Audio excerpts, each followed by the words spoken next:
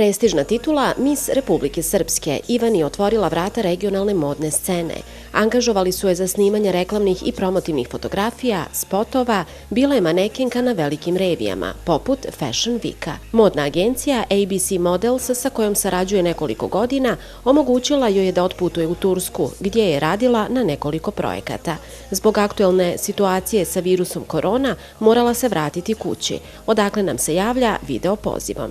Prije svega, želim da pozdravim sve gledalce Radio televizije Republike Srpske. Ja vam se javljam iz svoga doma. U kućnoj izolaciji sam, jer sam prije nekoliko dana doputovala iz Turske.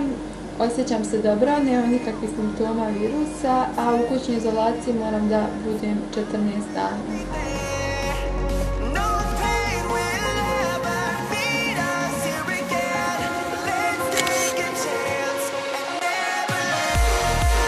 U Tursku sam otišla da radim kao model, s obzirom da je to moje prvo poslovno putovanje.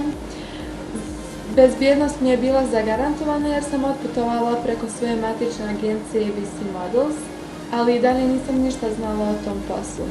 Dobila sam samo informaciju da ću živjeti u stanu sa još nekoliko cura i da su one došle iz iste namjere kao ja da radi kao modeli, ali iz različitih dijelova zemlje. Tako da je to za mene bio jedan veliki izazov. Just let go, breathe me in and let your spirit flow. Take a chance and enter the unknown. I am with you. Što se tiče Istanbula, to je grad koji u meni budi različite emocije i dosta emocija. Ja sam ga doživjela na različite načine i to pretežno kroz uspomene koje sam napravila sa svojim prijateljicama. Istanbul također ima mnogo dobru hranu. Dakle, hrana i gostoprimstvo su im na vrlo zavidnom nivou.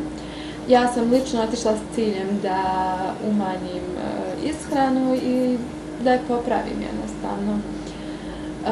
Ali kada prolazite pored prodavnice sa baklavama, vi morate da probate baklave. Isto tako morate da osjetite ukus turskog čaja.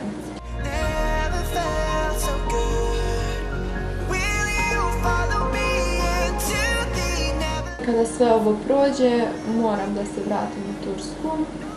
A nakon Turske, naravno u dogovoru sa svojom matičnom agencijom, odlučit ćemo gdje ću ja ići dalje, gdje je najbolja opcija za mene, ali ja mislim da Indija je u opticaju za sad. Dakle, posle Turske, prvo Turska na nekoliko mjeseci, a zatim najvjerojatnije Indija.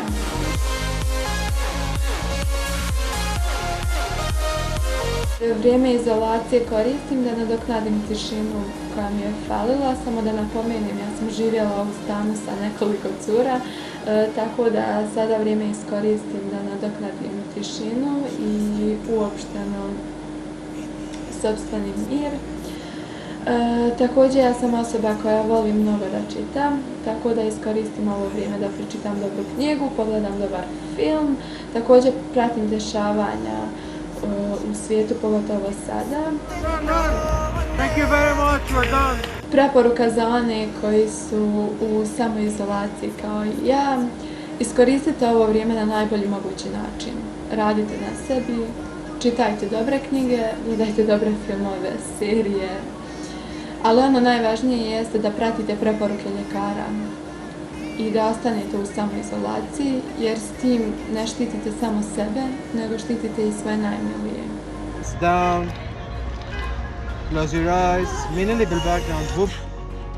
Uz Ivanin osmijeh i optimizam izgleda da ništa nije teško, pa ni provesti neko vrijeme u izolaciji. Slijedimo njen primjer i ostanimo kod kuće.